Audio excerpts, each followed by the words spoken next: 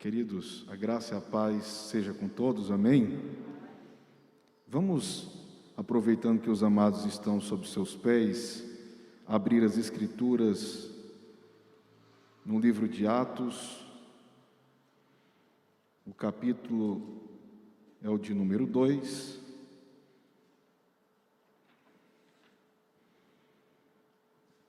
e o versículo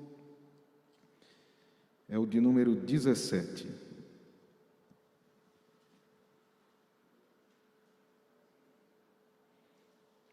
Atos, capítulo 2,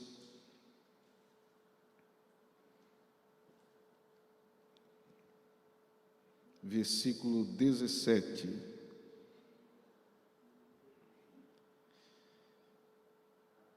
E nos últimos dias acontecerá, diz Deus, que do meu Espírito derramarei sobre toda a carne, e os vossos filhos e as vossas filhas profetizarão, os vossos jovens terão visões, e os vossos velhos sonharão sonhos. Vamos ver o 18 também. E também do meu Espírito derramarei sobre os meus servos e as minhas servas naqueles dias, e profetizarão. Glória a Deus. Podemos sentar, queridos que estão aqui. Quero cumprimentar o nosso querido presidente, pastor Giovanni, e agradecê-lo pela oportunidade de estar ministrando nesse círculo seleto de preletores. Me sinto muito honrado e agradeço a Deus por sua vida, pastor Giovanni, todos os membros da mesa diretora que aqui estão, os ausentes, cumprimentando todos os presentes, o pastor anfitrião dessa casa, os irmãos dessa igreja tão acolhedora e também aqueles que estão nos acompanhando de modo virtual. Que Deus possa falar conosco nessa tarde. Queridos irmãos, a palavra que Deus colocou no meu coração como subtema deste tema maior, que é a promessa é para vós e vossos filhos, na comemoração do 110º aniversário das Assembleias de Deus no Brasil, foi: vossos jovens terão visões. Aproveitando a minha juventude e também a de muitos que estão a serviço do Rei, a serviço do Reino, o Espírito Santo nos traz o sentido e a percepção desse texto sagrado. O que significa para os dias de hoje, observando as Escrituras, quando da boca de Deus a palavra é dada pelo profeta Joel e ela é tomada pelo apóstolo Pedro no dia de Pentecostes, e hoje nós devemos também nos apropriar da mesma para compreender o seguinte propósito: quando Deus envia a sua promessa e dentro dela coloca os vossos filhos e vossas filhas, vossos jovens, nós percebemos o alcance da promessa, cujo principal objetivo é que ela não parasse naquele tempo, é que ela não morresse ao longo dos anos, mas que ela fosse perpetuada sobre a vida da igreja. Portanto, quando Deus inclui o cumprimento da promessa, o derramamento do seu Espírito Santo sobre, repito, os vossos jovens, sobre vossos filhos e vossas filhas, é porque Deus não queria, diferentemente dos cessacionistas que assim defendem, que o ministério do Espírito Santo, com os dons espirituais, com os dons ministeriais, se encerrasse sobre o primeiro século da igreja. Não, eu creio, eu acredito que todos nós continuamos crendo que é para os nossos dias, que é para esta época e que é para as que estão por vir. nós somos a continuação do que aconteceu em Atos 2. Nós somos a igreja do século 21, que mantém acesa a chama pentecostal, que mantém viva a mesma comunhão com o Espírito Santo, prezando pela doutrina sã da palavra de Deus. Aleluia! Portanto, meus queridos irmãos, a primeira coisa, aproveitando aqui o recurso que nós temos, eu dividi essa palavra em algumas partes. A primeira delas é nós entendermos biblicamente, teologicamente, a que se refere os jovens, que está aqui no texto que acabamos de ler em Atos 2:17. Vamos lá. A juventude no reino de Deus é a geração que tem a responsabilidade de, número 1, honrar o legado construído. Segundo, número 2, que dará continuidade ao ministério da igreja. E número 3, a geração chamada por Deus para enfrentar os desafios do nosso tempo. Quando a palavra jovem é empregada na Bíblia Sagrada, ela tem um sentido tanto da idade, como aquela geração que está sendo mentoreada, aquela geração que está sendo ensinada, assim como o sentido daqueles que recebem um legado para dar continuidade. Portanto, quando a palavra de Deus fala que os vossos jovens terão visões, que os vossos filhos e vossas filhas profetizarão, o Senhor está dando a esta geração a responsabilidade de honrar o legado que foi construído. O que o Senhor entregou aos apóstolos deveria ser continuado pelos discípulos dos apóstolos. Isso me faz lembrar de Timóteo como continuador do ministério de Paulo. Se a gente for dar um salto na história atrás, veremos, como foi citado pelo pastor Neemias, Josué dando continuidade ao legado construído por Moisés, em tempos diferentes, em dispensações diferentes. E quando nós lançamos de volta o olhar para o livro de Atos, o que os pais receberam, o que os apóstolos receberam, o que aquela igreja do cenáculo, dos 120, lá de Atos 2 receberam, deveria ser um legado a ser honrado. Hoje, nós estamos vivendo um tempo em que é preciso nós honrarmos o que os nossos pais da Assembleia de Deus, seja lá no início nos Estados Unidos, ou seja aqui na continuação desse maravilhoso ministério no Brasil, precisamos fazer é honrar o que foi construído. Porque se nós hoje estamos aonde estamos, é porque homens e mulheres de Deus dedicaram as suas vidas a obedecer o chamado do Senhor e a honrar aquilo que eles receberam de seus pais. E é assim, é uma geração que recebe um legado e continua honrando aquilo que foi feito. Infelizmente, nós estamos vivendo em um tempo em que alguns, não digo todos, alguns olham para os pastores com as cãs brancas e falam: não, esse pastor já está ultrapassado, o prazo de validade já venceu, a gente não tem muito que dar bola para eles, vamos aqui fazer algo novo, um movimento diferente. Oh, queridos irmãos, isso é uma ilusão, isso é apenas uma possibilidade de pensamento.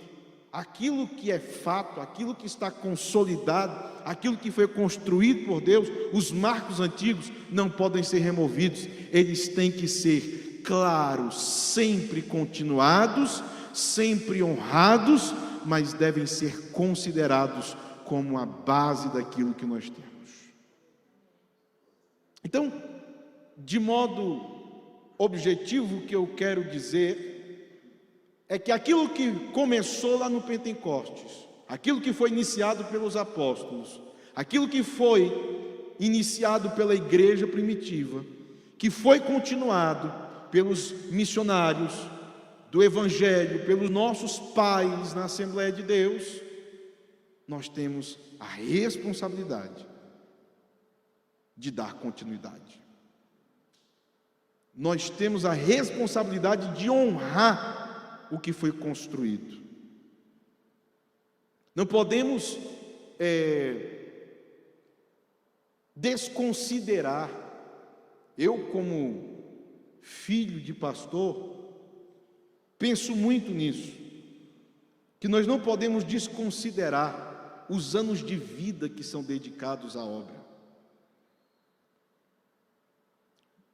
Os anos que incluem a saúde da pessoa sendo gasta, o tempo que ela tinha para desfrutar com a sua família, às vezes ela tem que fazer a dura escolha de estar fazendo a obra. Eu, como disse, durante todos os meus anos, eu nasci no ano que meu pai foi consagrado na CEADIF, em 86, a pastor. Meu berço era do lado do púlpito da igreja. Desde então eu vejo meu pai se gastando e se deixando gastar por amor às almas. E eu me vejo na responsabilidade de honrar os anos de dedicação. Assim é com cada um de nós. Nós recebemos algo que Deus iniciou através de alguém. E agora o nosso papel como essa igreja, que é uma geração após outra geração, é somar, e aqui eu considero muito importante isso, a força e a robustez, a sabedoria e experiência daqueles que vieram antes de nós. Não há por que criar um embate entre esses dois pontos. Não há por que criar um confronto entre as novas e as antigas gerações. Nós precisamos somar. A conta de Deus nunca foi subtrair, a conta de Deus sempre foi somar e multiplicar. Então é hora de nós, a juventude da igreja, somarmos a força, a robustez que o Senhor nos concede, a experiência e a sabedoria daqueles que nos antecedem, aqueles que nos antecederam. Fazendo isso, eu tenho certeza que nós vamos cumprir a missão que o Senhor nos entregou. Nós vamos conseguir, o terceiro ponto que eu coloquei ali, enfrentar os desafios do nosso tempo. Os desafios dos nossos pais eram uns, os desafios dos nossos tempos são outros. As dificuldades que os nossos pais enfrentavam eram umas, outras são as de hoje. Certamente os nossos pais, os fundadores, por exemplo, da Assembleia de Deus, tiveram dificuldade de locomoção em burros, jumentos, cavalos, a barcos, a pé. Hoje não, hoje nós temos um carro, nós temos aviões para poder fazer o evangelho. Hoje nós temos na nossa mão um aparelho celular, um computador para evangelizar. São tempos diferentes, situações diferentes, e o Senhor nos levanta neste tempo para enfrentar os desafios deste tempo. E o mesmo Deus que usou a igreja primitiva, o mesmo Deus que usou os nossos pais lá em 1910 é o mesmo Deus que continua operando e quer que a sua obra cresça na terra. O projeto de Deus não se encerra quando uma geração se vai. O projeto de Deus continua. É por isso que Deus tem interesse sobre nós, sobre a nossa geração. Uma geração que seja fortalecida cada dia mais na doutrina. Uma igreja, uma geração que seja fortalecida pelo derramamento do Espírito Santo. Uma geração que seja comprometida com o reino, que se contraponha ao mundo que está dominado por um sistema maligno. Uma geração que saiba que, ainda que seja difícil, o Senhor está conosco e nós vamos romper, nós vamos cumprir o chamado do nosso tempo. Me lembro de quando Moisés, aqui cito mais uma vez, morreu. Deus chama Josué e fala: olha, Moisés, meu servo, é morto, levanta-te, sê forte e corajoso, anima-te, porque assim como eu fui com ele, eu serei contigo. Moisés morreu, mas o plano de Deus não morreu. Moisés não entrou, mas o plano de Deus tinha que continuar, e ele levantou uma geração para isso. Deus tem projetos para a nossa geração. Aquilo que Deus começou, aquele que começou a boa obra, Ele é fiel para continuá-la, para aperfeiçoá-la até o dia do Senhor Jesus Cristo, o dia do arrebatamento da sua igreja. Amém, queridos? Então, nós estamos diante de novos desafios, e aí eu vou fazer aqui uma retroalimentação do que já disse. Precisamos dar continuidade, precisamos honrar o legado, somando a força e a robustez da juventude, a experiência e sabedoria dos mais velhos. E os desafios do nosso tempo são desafios de ordem espiritual, de ordem moral, de ordem social, familiar, e em muitos, ou por que não dizer em todos os aspectos. Eu quero fazer a leitura do texto de Êxodo, capítulo 33, versículo 11, e também de Êxodo 24, versículo 4 ao 8, para mostrar, para fazermos ver nas Escrituras como Deus pensa os seus projetos a curto, médio e longo prazo. E nós estamos em algum ponto do alcance do projeto de Deus para a sua igreja.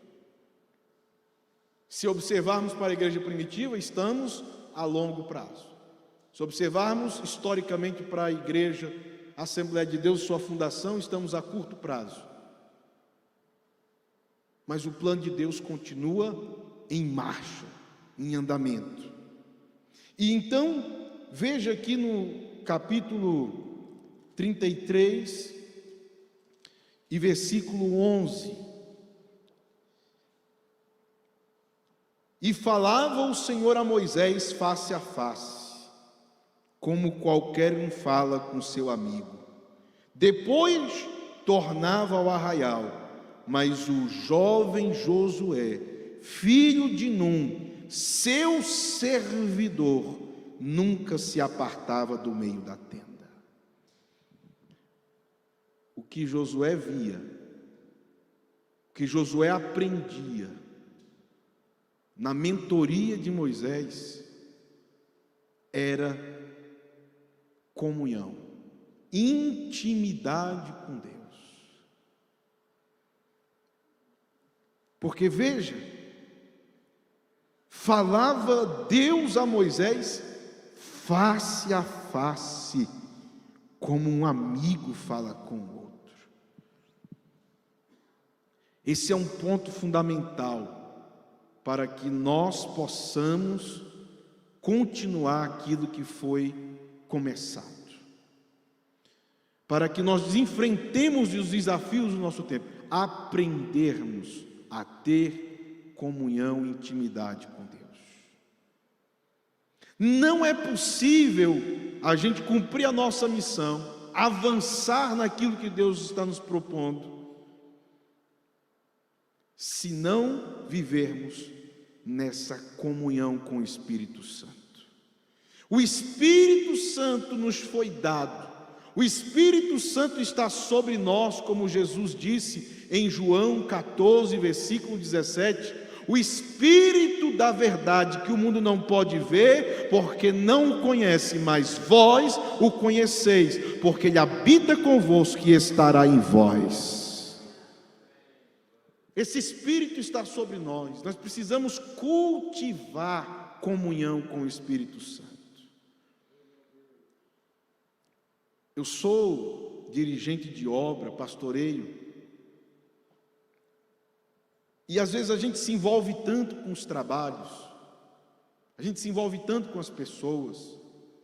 Agora nós, pela misericórdia, compramos um imóvel para a igreja, estamos reformando o salão, e agora a gente se envolve tanto com compra material, e acompanha o trabalho do pedreiro, e isso, e aquilo, e resolve papelado, e às vezes a gente se esquece daquele momento a sós com Deus. Às vezes a gente chega tão cansado do trabalho, que a gente se esquece daquela hora da madrugada, buscando o revestimento do Espírito Santo, buscando da palavra de Deus o alimento para as nossas almas, o sustento. Às vezes nós estamos tão preocupados com o trabalho das nossas mãos, que esquecemos do trabalho do nosso espírito. E o Espírito Santo, queridos, eu sinto da parte de Deus que está nos chamando a uma intimidade maior com Ele, a uma comunhão mais profunda com Ele. Mas para isso é preciso a gente investir tempo, para isso é preciso a gente colocar como um projeto de vida nas nossas 24 horas, tempo para estarmos a sós com Deus. Aquele tempo, como eu disse e repito, para orar, para falar com Deus como se fala com um amigo. Senhor, eu estou passando por isso, eu estou me sentindo assim, eu estou enfrentando essas dificuldades, eu sei que de mim mesmo eu não posso, mas o Espírito da graça, o Espírito de Cristo que esteve sobre a vida da igreja, que esteve sobre os apóstolos, que esteve sobre a vida dos nossos pais, derrama também sobre mim, para que eu cumpra o meu ministério. E a gente vai tendo que se fortalecer na palavra, momento para a gente também refletir, para a gente se aperfeiçoar, parar e pensar onde eu estou falhando, parar e pensar também que há momentos que a gente se cobra demais, e essa autocobrança, essa pressão interna, às vezes é como uma panela de pressão, uma hora não aguenta. A gente precisa estar a sós com Deus, porque Ele sabe nos acalmar, Ele tem a palavra que vai nos dar a direção certa. Aquele problema insolúvel, difícil, Deus, pelo seu Espírito que habita em nós, vai nos dar a resposta. Não é por nós, mas é pelo Espírito que está em nós, que o Senhor governa a sua igreja, que o Senhor vai falar com o seu povo. Então, mais do que nunca, é preciso que nós estejamos em sintonia com esse Espírito Santo. Foi o que Josué aprendeu com Moisés. Ele não se apartava, ele não saía por nada, porque ele via que Moisés estava tendo um momento de profunda comunhão com Deus. Deus descia na porta da tenda de Moisés. Isto é extraordinário. Deus vinha pessoalmente fortalecer Moisés, instruir Moisés, direcionar os passos do seu servo. E eu creio que esta geração não será conhecida como a geração fria, como a geração fraca, mas como a geração que tem intimidade e comunhão com o Espírito de Deus. Porque a gente está passando por um turbilhão caótico. Nós estamos vivendo um tempo em que as coisas estão fora do lugar. Muitos estão perdidos, desnorteados, mas Deus nunca perdeu o controle das nossas vidas e da vida da sua igreja. E Ele precisa de homens e mulheres que estejam em sintonia para que através desses homens, dessas mulheres, Ele guie o seu povo. Ele diga para o seu povo: vocês não estão perdidos, eu tenho um norte para vós. Vocês não estão sós, vocês têm a mim para estar sobre as vossas vidas, como coluna durante a noite de fogo e como nuvem guiando sobre o dia. Este Deus permanece atuando sobre cada um de nós. E agora chegamos a um ponto muito interessante, e a gente vai avançando aqui. É para cá, né? Me ajuda aí, por favor. É aqui? Não está aí, não. Mas se você puder me ajudar aí, passando mais um slide. Chegamos a um segundo ponto. Esse conceito de jovem, esse conceito de vossos filhos, é esse. É a geração que sucede outra e que leva adiante o projeto de Deus. E nós somos essa geração. O segundo ponto que eu quero tratar é sobre visões. Os vossos jovens terão visões. O que é visão? Um termo mais atual e recente, cosmovisão, pode se somar a isso para nós compreendermos. Seria o quê? Veja o conceito. É o modo como concebemos, lemos o mundo e nos relacionamos com ele. Então, quando a Bíblia diz que os vossos jovens terão visões, é tanto no sentido profético, no sentido de visão espiritual, visão celestial, mas é também no sentido de a maneira como hoje nós concebemos o mundo, lemos e interpretamos e nos relacionamos com o mundo. Veja, a nossa visão deve ser cristocêntrica. A nossa cosmovisão não pode se basear nas ideologias e nas filosofias deste mundo. Visões e ideologias criadas por homens, até às vezes por demônios, usando homens. A nossa missão para a geração de hoje é recuperar e manter viva a cosmovisão cristocêntrica. Atos 26 e 19, Paulo fala ao rei Agripa em sua defesa, contando-lhe sobre o que aconteceu a caminho de Damasco e o que Deus, o Senhor Jesus, o mandou fazer. Ele declara: por isso, ó rei Agripa, eu não fui desobediente à visão celestial. Eu não fui desobediente à visão de Cristo.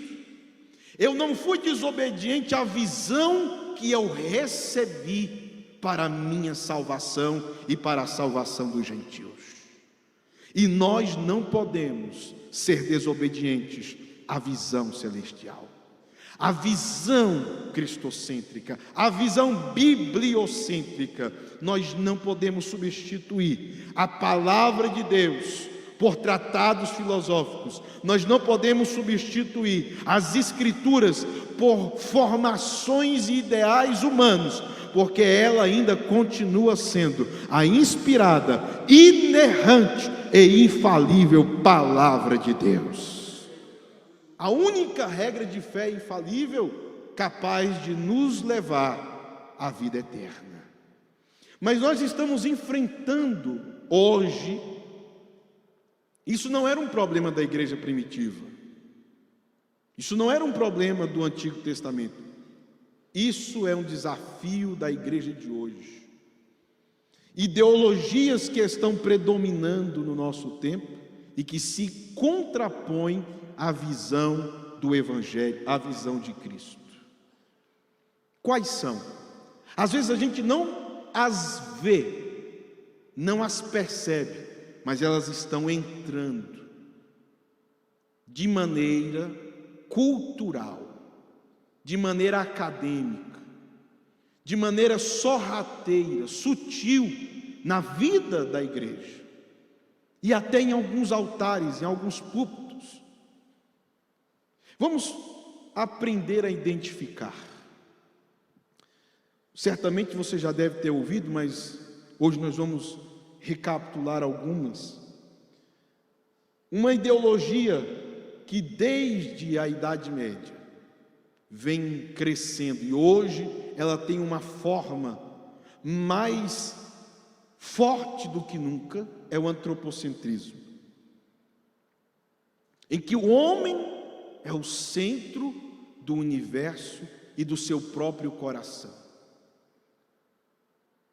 em que não há uma convergência para Deus, mas há uma convergência para si mesmo, para o seu próprio eu. A visão antropocêntrica é a visão de vida e de mundo em que o eu prevalece, em que o eu é quem tem que governar tudo. A segunda que eu quero destacar é o desconstrucionismo. Desde muito tempo há esta proposta de desconstruir todos, absolutamente todos, os meta-relatos. O que é isso? A Bíblia é Deus falando de Deus, é a igreja falando da igreja, e a proposta dessa ideologia é desconstruir tudo isso, é fazer com que o homem não acredite mais nisso. Tudo que foi construído por Deus, pelo cristianismo, deve ser desconstruído, diluído. Casamento deve ser diluído, família deve ser diluída, desconstruída. Orientação sexual, conforme as Escrituras, deve ser desconstruída, diluída e substituída por uma ideologia de gênero, onde o gênero é neutro quando o ser humano nasce. Diga se isso é ou não é um projeto diabólico. Outra visão que nós temos que combater, outra percepção de mundo que nós precisamos nos contrapor pelas Escrituras e pelo poder do Espírito que está em nós, é o relativismo. Não há nada mais absoluto, tudo é relativo. Deus já não é um ser mais absoluto, as leis de Cristo já não são mais absolutas, elas devem ser relativizadas. O que pode ser para mim pode não ser para você. Isso se aplica no que diz respeito a foro íntimo, mas no que diz respeito ao que a palavra de Deus determina, ela não muda. Podem relativizar o que quiserem, mas pecado continua sendo pecado, Evangelho continua sendo evangelho. Céu continua existindo e sendo céu. O inferno continua existindo e sendo inferno. E o Espírito Santo continua sendo o agente propulsor da igreja, que não é substituído por homens, ainda que sejam sábios. Glória a Deus por homens sábios. Ainda que hajam homens que tenham tantas estratégias administrativas, glória a Deus por isso, mas nada substitui a operação, a organização e a presença do Espírito Santo de Deus. Aleluia. Ocorre também uma ideologia chamada, como eu já mencionei, da revolução sexual. Hoje, mais do que nunca, nós estamos vivendo em uma época em que há uma forte sexualização em todos os aspectos, desde a criança até as pessoas de mais idade. Uma perversão, algo que aos olhos de Deus é mau. E a igreja do Senhor é a coluna e baluarte da verdade, inamovível, e é aquela que pelo Espírito de Deus defende o que Jesus estabeleceu como princípios. O materialismo, o racionalismo, o cientificismo se tornou um ídolo do nosso tempo. O que é espiritual, o que é invisível, o que é imperceptível à razão humana já se tornou obsoleto para os tempos de hoje. Nós precisamos cada vez mais nos aprofundar naquilo que pela fé nós cremos e recebemos da parte de Deus, ainda que não vejamos, ainda que não toquemos, mas todavia nós cremos, porque sem fé é impossível agradar a Deus, porque é necessário que aqueles que se aproximam dele creiam que ele existe e que ele é galardoador dos que o buscam. Nós não cremos porque vemos, mas nós vemos o agir de Deus porque cremos naquilo que Ele é, naquilo que Ele faz. Estamos vivendo em um tempo de liquidez, como disse o sociólogo recém-morto Bauman. As relações humanas, as verdades, as construções espirituais, hoje, são líquidas, não tem mais solidez. E como eu disse, irmãos, tudo isso, e até um pouco mais, tem invadido a igreja do Senhor. Estão em muitas pregações, em muitas músicas, na teologia, em muitas administrações eclesiásticas, nos lares, nas relações humanas, na cultura e etc. Porém, nós temos da parte de Deus uma promessa: vossos jovens terão visões. A igreja terá uma visão, originada não no homem, mas uma visão dada pelo Espírito da promessa. E com certeza a visão do Espírito Santo se contrapõe a tudo isso. Amém, queridos? Vamos aqui avançando. O que significa, portanto, andar segundo uma visão?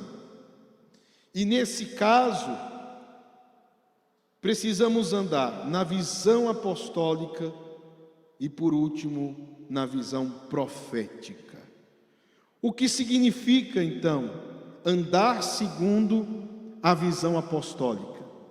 Se nós voltarmos em Atos, capítulo 2, versículo 42, ali estarão os pilares do ministério apostólico, da igreja apostólica.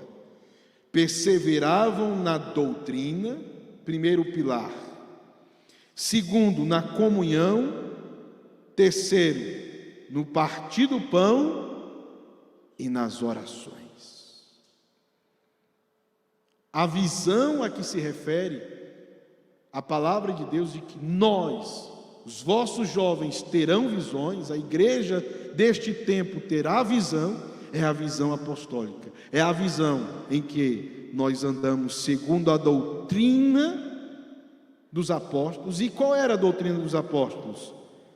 Falar, crer e propagar a mensagem da morte de Jesus pela remissão dos nossos pecados e da sua ressurreição dentre os mortos para a glória de Deus Pai. E nós precisamos retomar isso, andar nessa visão, pregar sobre isso, sobre a morte de Cristo para a remissão dos pecados e da sua ressurreição como um modelo a ser tomado quando a igreja for arrebatada. Os que estiverem mortos ressuscitarão primeiro, e os que estiverem vivos serão transformados, e ambos receberão corpo de glória e estarão para sempre com o Senhor. Então, comunhão, nós precisamos prezar pela comunhão. Essa é a visão apostólica. A comunhão é algo de que nós não podemos abrir parte, abrir mão. É algo que nós devemos valorizar, cultivar. Somos pessoas diferentes? Somos. De origens diferentes, culturas diferentes, formações diferentes, lugares diferentes? Somos. Porém, somos um só na pessoa de Cristo Jesus. Devemos buscar a unidade da fé. E esta é uma missão que a nossa convenção está cumprindo, pela misericórdia, pela graça de Deus e pela direção que tem dado ao nosso presidente, à mesa diretora e a todos os seus membros. Manter o vínculo da comunhão. E não podemos perder. Por mais que alguns digam isso, por mais que alguns digam aquilo, queiram promover dissensões, é papel nosso nos mantermos na visão apostólica da comunhão. Nós vamos nos manter unidos, ainda que o inimigo queira semear a semente da intriga, da divisão, da implosão, porque a estratégia dele é essa. Nós não vamos ceder às ações do inimigo, nós vamos manter-nos na direção do Espírito e vamos ficar unidos para cumprirmos a vontade do nosso Deus. No partir do pão, serviço social, atendendo aos mais necessitados, atendendo aqueles que não têm condições, papel da igreja. E nas orações, oração é fonte de comunhão com Deus e de poder do Espírito Santo.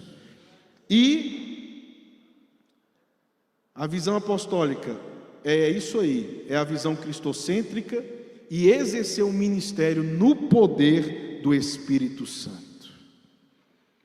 Nós não podemos fazer ou querer fazer por nós mesmos. De nós mesmos nós não podemos nada. As nossas forças se acabam brevemente. As nossas estratégias duram um certo tempo, alcançam um determinado número de pessoas. Mas se estivermos debaixo do poder do Espírito Santo e revestidos dele, nós exerceremos com excelência o nosso chamado.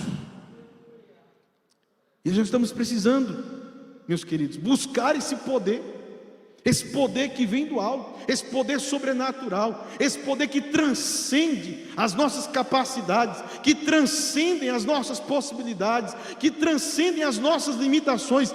Esse poder continua ativo sobre a igreja e nós somos os instrumentos pelo qual esse poder há de se manifestar. Oh, graças a Deus.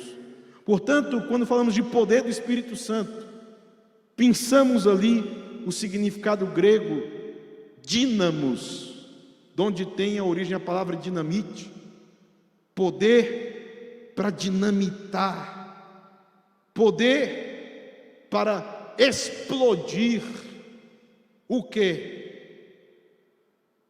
Os principados, as potestades, os projetos infernais contra a igreja, contra Deus. Nós temos de Deus este poder dinâmico, uma igreja que sabe se comportar em seu tempo, uma igreja que sabe usar as ferramentas que Deus nos permite ter, mas sempre na dependência e no poder do Espírito Santo.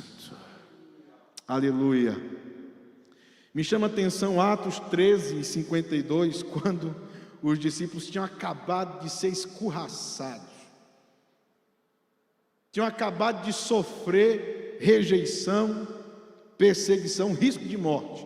Mas olha o relato de Lucas: os discípulos estavam cheios de alegria e do Espírito Santo. Lutas inúmeras, ingratidões, traições, cansaços. Se a gente fosse parar para desabafar um com os outros aqui, sairíamos chorando, cada um com a história do outro. Mas apesar dos discípulos estarem passando o que passaram, eles não perderam a alegria e nem o Espírito da graça. Eles estavam, não eram nem pouco, nem meio, eles estavam totalmente cheios do Espírito Santo. Quero concluir dizendo que, ainda que estejamos cansados, ainda que estejamos enfrentando um momento caótico, Deus tem, em meio a tudo isso, um grande avivamento para derramar sobre as nossas vidas. E nós somos os instrumentos que Deus vai usar para levar o avivamento às igrejas que Ele nos entregou para guiá-las. Por isso é visão profética, visão de quando a Bíblia diz: os vossos filhos profetizarão. Somos filhos do Pentecostes e homens de visão, somos filhos da chama pentecostal, e ela vai continuar acesa, porque nós estamos aqui para dizer, como disse Isaías: eis-me aqui, Senhor, conta comigo, envia-me a mim, enche-me do teu Espírito cada vez mais.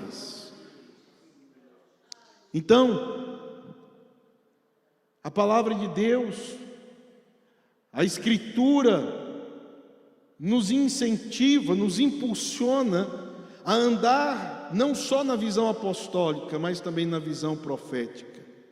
Isso significa que nós estamos debaixo de uma direção divina, de que nós não estamos órfãos, de que nós temos à nossa disposição todos os recursos necessários para cumprir o nosso chamado.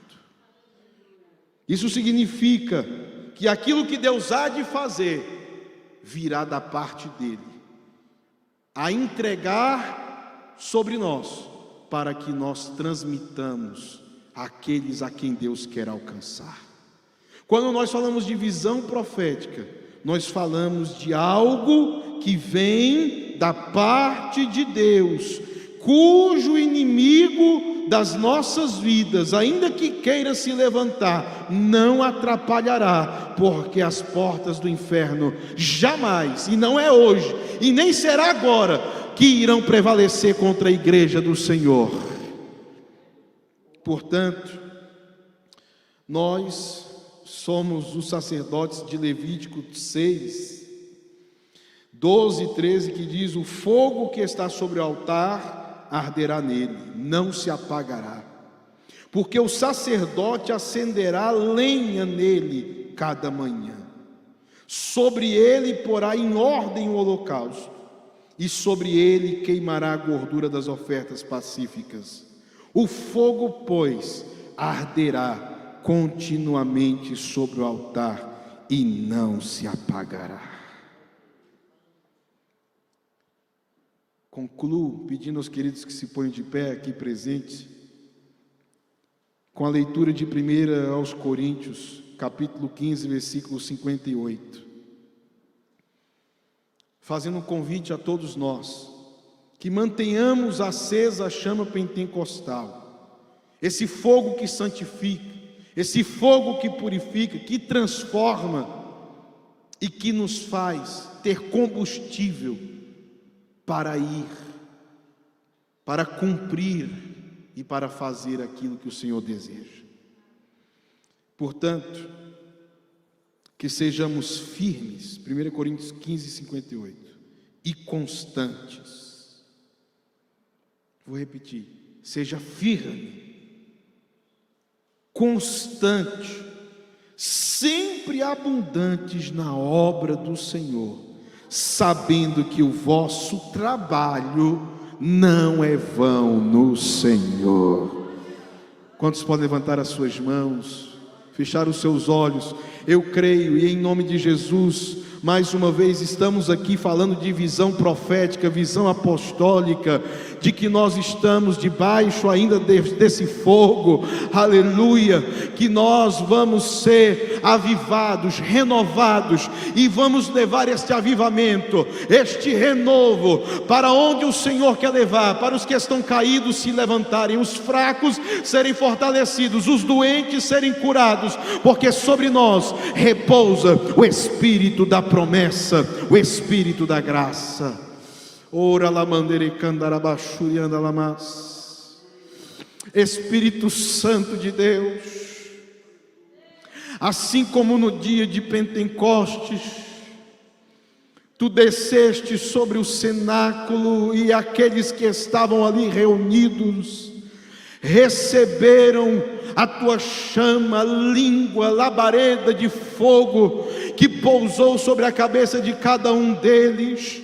Sobre nós nos dias de hoje, nos desafios que estamos enfrentamos, pedindo: vem novamente com teu fogo, vem novamente com a tua chama, e nos enche, e nos enche, e nos enche, para que sejamos usados por ti, para que demos continuidade ao legado que nos foi deixado, e para que demos, Senhor, glórias a ti, para que o teu povo seja fortalecido, para que no meio deste caos que estamos vivendo, nós sejamos instrumentos de um poderoso avivamento na nossa cidade, nesta nação. Usa, Senhor, cada ministro, usa, Senhor, cada ministra, usa, Senhor, a mesa diretora, usa, Senhor, o presidente, usa a SEADIF para incendiar o Brasil, para incendiar a América Latina, para incendiar o mundo.